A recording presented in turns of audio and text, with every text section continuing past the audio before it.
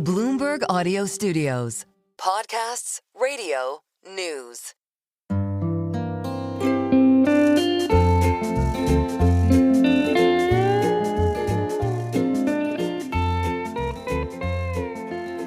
Hello and welcome to another episode of the Oblots podcast. I'm Tracy Alloway. And I'm Joe Weisenthal. Joe, another day, another emergency episode. I mean, we're back to emergency episodes, and this is obviously one of the big ones. Yeah, so we are recording this on August 26th, and we had news overnight that President Donald Trump intends to fire Lisa Cook from the Federal Reserve Board.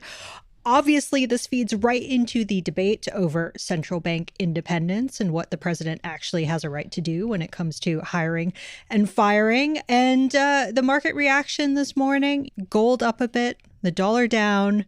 But what's really interesting is we have yields at the long end of the Treasury market picking up, which would suggest there's more of a risk premium being built into that market. No, totally. The concerns over Fed independence sort of cast a whole shadow of the recent Jackson Hole event. And of course, okay, so we're recording this August 26th. This morning, an episode with Adam Posen, which was sort of about this surreal experience there where everybody knew that the threats to central bank independence were the number one story in monetary policy, and yet no one was really talking about it. Maybe people were trying to lay low, trying to act business as usual, and then we get this. And so what was something that maybe people hoped to imagine away or sort of not, look in the other direction is now right here. Well, we also had Trump tweeting that he wanted to fire Lisa Cook while Powell was giving his speech, which definitely underscores the tone of Jackson Hole recently. Okay, so there's clearly a lot to talk about, including whether or not Trump can actually do this from a legal perspective. And I'm glad to say we have the perfect guest, someone we have spoken to before on this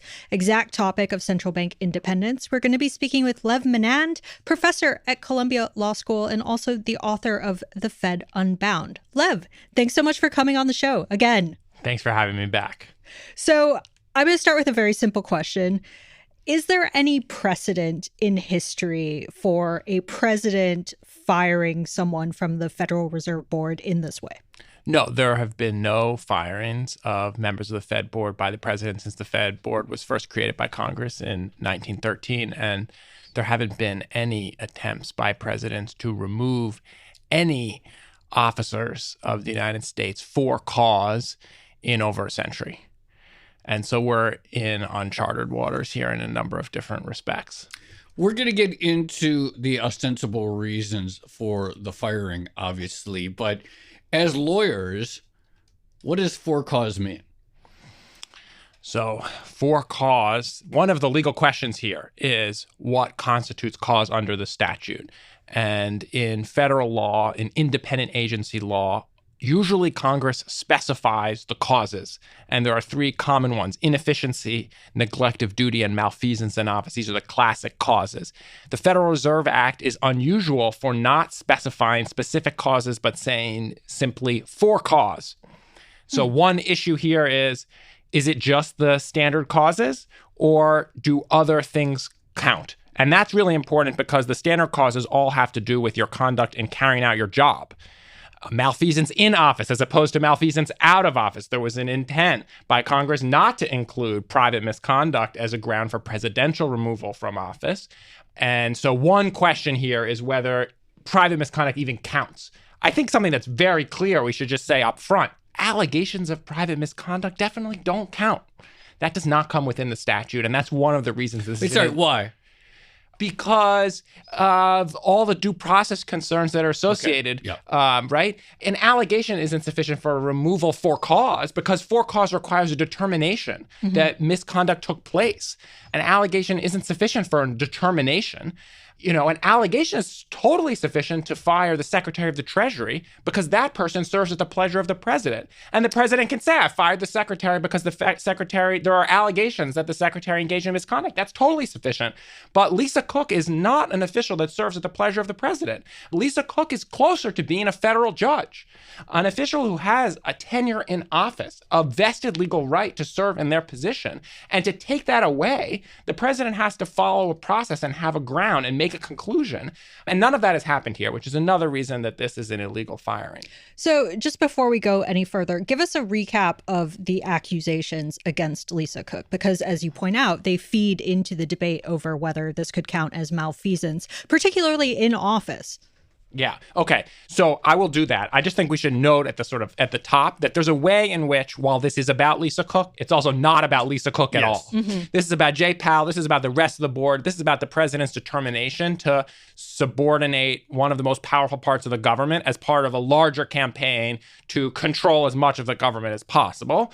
And the move against Cook is a preview of coming events for other board members if, in fact, the firing is able to take effect. Mm-hmm. Okay, so what is the specific case against Cook? It has to do with 2 mortgages that she took out before she became a governor of the Federal Reserve. And so it appears as though the administration has been digging around in mortgage records, and they found, I don't know whether they were looking at Lisa Cook in particular or government officials, they found that Lisa Cook had 2 mortgage applications, both of which claimed that she intended to make the property that was collateral for the loan her primary residence. And so the allegation is that this is mortgage fraud. Of course, fraud requires an intent. And so on its face, just the 2 documents is not sufficient to convict somebody of a crime, nor can you be sort of convicted of a crime, on the Twitter sphere. The ordinary way in which it would get worked out whether there was fraud here is there would be a private government investigation by prosecutors. They could get an indictment, etc. None of that has happened, right? This is guilty until proven innocent. And it doesn't seem to even be the goal of the administration to run a proper proceeding to determine whether this private misconduct took place. The point is to point to this private misconduct and say, now I can fire you from the Federal Reserve. And that's where there's just a big disconnect, because allegations of private misconduct, there's just no precedent that supports a removal for cause from a government position on that basis. And the president has pointed to none, and the White House has pointed to none. Mostly what they're pointing to, and what this is going to ultimately be a case about, is their inherent constitutional authority as president, which is what the court has allowed the president to invoke in a number of other instances to ignore statutes, to ignore law, and to trample on people's rights. And so that's part of why also this is a big case, because this is not just a big case for the Federal Reserve. It's also just a big case for the rule of law in our system and the extent to which we are a government of laws and not of people. These are extremely important things that we have to get across. What happens now in terms of like the questions, because she's going to fight it. I believe her lawyers put out a statement last night. What's your understanding of how things could play out in terms of like even her going to her office at the building and being included in meetings? Because these processes take time if it's going to go to the Supreme Court. Yeah, this is a very messy moment.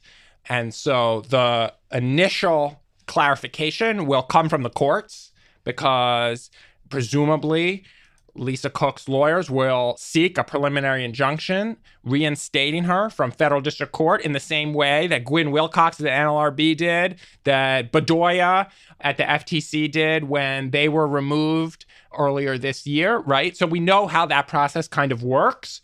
But there's this period of time between when the president tries to fire someone who is statutorily protected from being fired by the president, and the federal courts make a decision about whether that person's going to get to continue to work in their job while the litigation is going on, where who knows?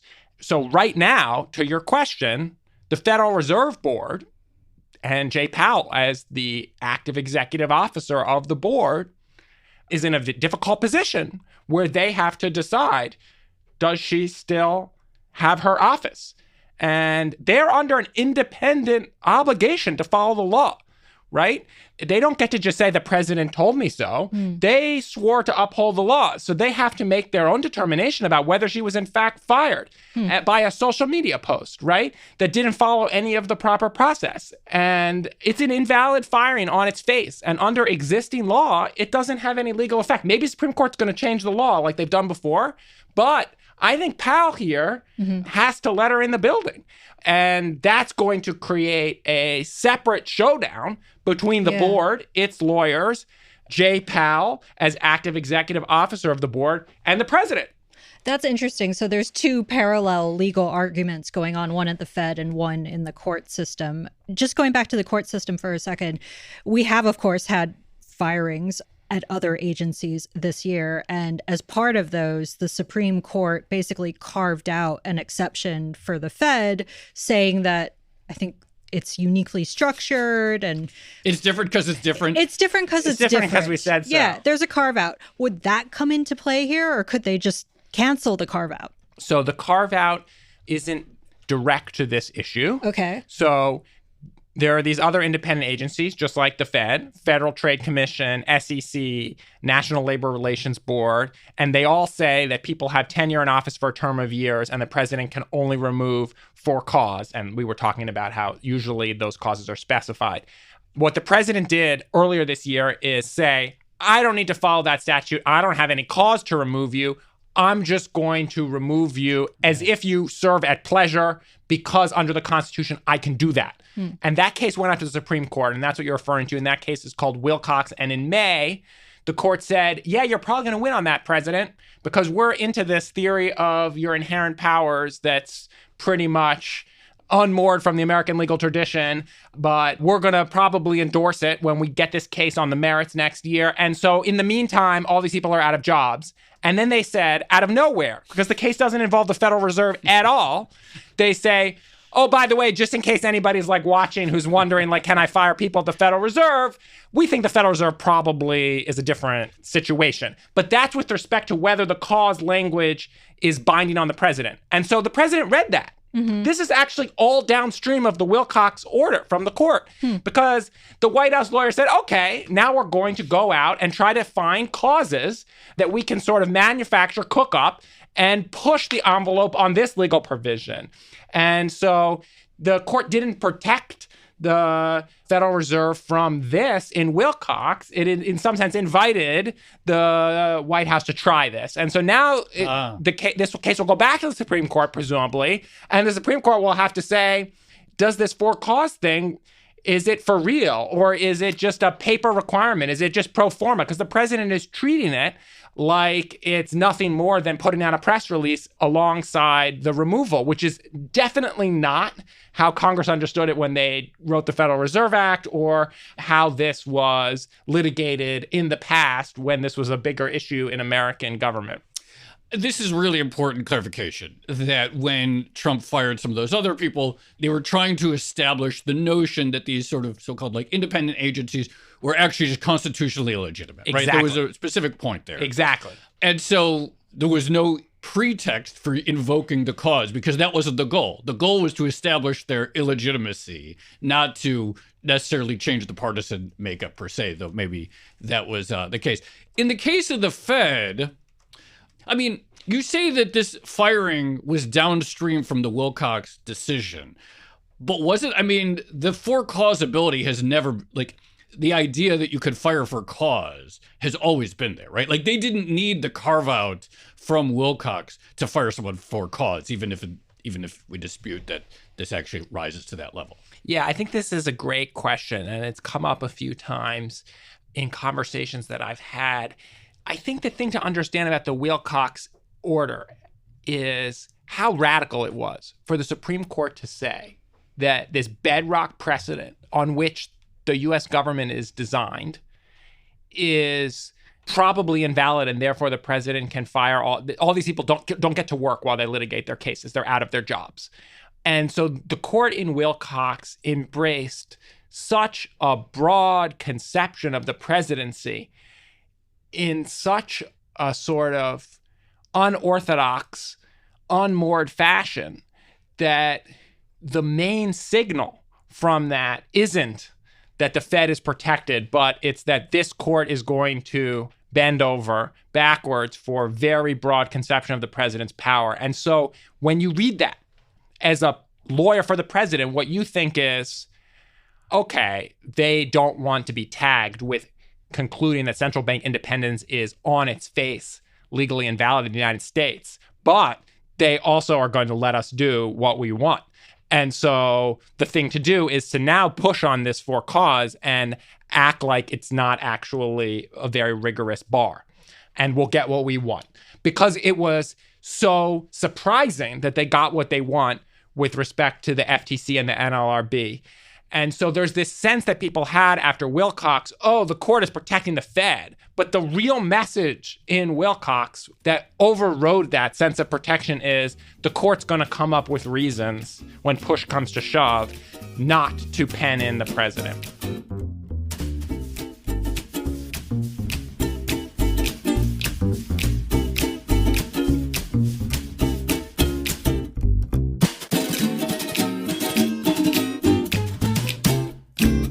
Why do you think the Trump administration wants to exert control over the Federal Reserve? Because, we just had a speech from Jerome Powell at Jackson Hole where he opened the door to interest rate cuts in September. So it would seem things are sort of heading in the direction that Trump wants, even though I will point out there's a tension there because he says the economy is great, but also he wants rate cuts. Why is this important to him? So the Federal Reserve is the most powerful agency in the federal government. And alongside the Supreme Court and the White House, those are the three most powerful government bodies in the United States in 2025. And the Fed's power has expanded dramatically since the 2008 financial crisis. And it has turned its balance sheet into an active policy tool. And that means that it is a very shiny prize for a president that does not want to have to go to Congress for appropriations to carry out various policies. Here you have an infinitely extensible balance sheet. Now, it's meant to be used to ensure stable monetary expansion over time. But what we've seen is it can be put to other uses. I think some of those are legally questionable. But you can imagine a president who doesn't believe in following laws, believes in inherent executive authority with control over an infinitely extensible central bank balance sheet can do all sorts of different stuff. So this is a very shiny prize, even beyond interest rate policy. I think I wouldn't underemphasize the interest rate policy component. Yes, Trump wants lower rates, and there's an indication that rates will be lowered at the next meeting, but not by the amount Trump is demanding. Mm-hmm. Trump wants to run a boom economy, an overheated economy. And in order to do that, he wants to create very easy credit conditions and loose monetary policy and monetary expansion. And the Fed is not going to do that on its own. He's going to have to take over the institution if he wants them to do that. The whole institution is designed not to engage in such a boom and bust type of macroeconomic management. And that's actively what he wants. And I think what we will get. And the markets are only very slowly waking up to that. Yeah, it does seem... Well, I mean, who knows? I mean, you look at some of the way asset prices are flying. Maybe the market is clued into. Maybe the market is clued in, yes, because the way this goes is we get asset bubble, right? We get a lot of leverage in the financial system because we deregulate bank balance sheets and we lower short-term interest rates. That's going to lead to lots of credit expansion. Yeah. And that's going to be an inflationary boom. The reason why we don't run the economy like that normally is it ends in tears. Sure.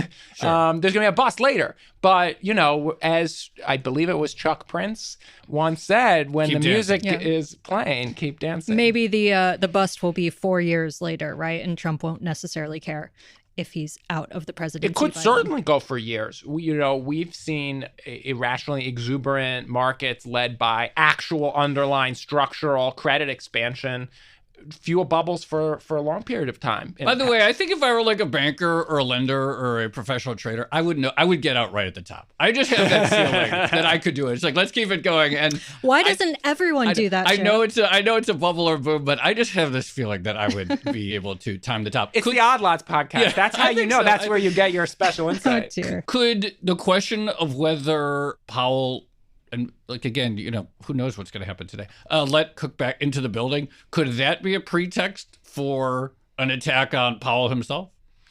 Absolutely. I mean, I think that this president or the White House more generally has floated any number of possible sort of constructed cases to remove officials. And so they obviously floated the renovations, but a failure to follow a presidential order. Everything the president says is not law. This is a common misconception. But this president thinks it is law. And so it would be easy for the president to say, this is law. But, I'm sure these are the types of things that people debate forever in law school. But every time we talk to lawyers, I'm reminded it's like all law is just what people agree is law at any given moment, right? Including the most...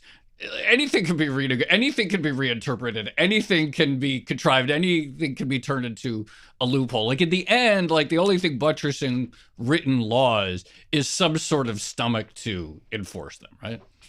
Yes, law is a social coordinating mechanism, and in order for it to work, we have to have the shared understanding and follow it. And that's why things like this have such high stakes, because when a government actor flagrantly violates what the prior understanding is, it sort of tears at the fabric of law as a consensus building mechanism. By the way, 1126 headline just flashing through the terminal. Lawyer for Feds Cook says she will file lawsuit challenging firing. So that's confirmed. Clearly still a live issue. Just to recap, I just want someone to lay out this argument very clearly, and you tend to do that, Lev. You tend to do it very well. So why is central bank independence important? This is a big question that could probably support an entire episode. And I think you guys we have explored this at other times, and you've explored it with some other guests. I saw your episode with Carola Binder. Central bank independence is important for the reasons that the economists put forward, which have to do with credibility and long-term decision-making being best furthered by special purpose officials, right? You don't want to overload people with competing priorities. You're going to get less quality policy. And so that's why you have a 14-year term of office here, because we want Fed officials making long-term decisions. We don't want short-term decisions about changes in the money supply. And so all of that's true. There's a time inconsistency problem. This is a long-term policymaking domain. But I actually think right now it's important to emphasize something that's not actually a big part or really any part of the economics literature, and that has to do with the separation of powers and democracy. And you don't want to concentrate too much power in a government in any one person. And that's actually a foundational idea in the American constitutional system. Arguably, the founders went too far in separating powers. They made it very difficult for the government to do stuff. And what's happened here is we've concentrated power in the president in a way that would have all of the framers of the Constitution rolling in their graves. And to allow the executive to control the money supply, that's literally an issue that led to the Glorious Revolution in 1688. It's one of the key concerns of the founders is to separate control of the money supply from the executive. And so central bank independence is also about good government and preventing tyranny.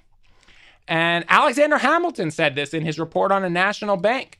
And so it's not just about having optimal long-term monetary policy. It's also about preventing one person from controlling way too much. For maybe the last 15 years, or maybe from 2010 through COVID, there was like a left critique of central bank independence, but it was very, it seemed to be very focused on this idea that the central bank, by having this, was just not democratically accountable, that it was accountable to the interests of money holders, to not lose the value of their money, that was constraining the rebound of labor, etc. Are those critiques suddenly vanishing because it feels more important to make the argument that you're making? So I always felt those critiques were part right and part wrong. Okay. And the part that was right is that the central bank in the United States was structured in a way that made it too responsive to financial interests and not responsive enough to the Congress and to the American people's interest. And that led to an excessively tight monetary policy over an extended period of time. But the solution to that is not to have a Federal Reserve under the control of the White House. That is not a solution to an insufficiently democratic monetary policy. The solution is to change the structure of the Federal Reserve System and who influences those officials, and That means increasing the influence of Congress. It might mean increasing opportunities for judicial review. There's almost no judicial review of the Fed. It might mean removing the bankers from the boards of the regional Federal Reserve banks. It might mean changing the Fed's responsibilities and the statutory scheme that it's executing. There are all sorts of ways to create an administrative agency that is more responsive to democratic interests besides putting it under the president. And actually, putting an agency under the president, we have actually a bunch of experience with what that looks like, and that makes most policy, as a general matter, more favorable to wealthy business interests. And so there's definitely a valid critique that central bank independence, as we knew it, as central banks were constructed, led to a bias in central bank policy towards certain interests. But the solution to that problem isn't let's bring in the president. That will make the central bank policy more appealing and appropriate. Lev Menand, thank you so much for coming back on Odd Lots for yet another central bank independence episode. Appreciate it. Thank you for having me.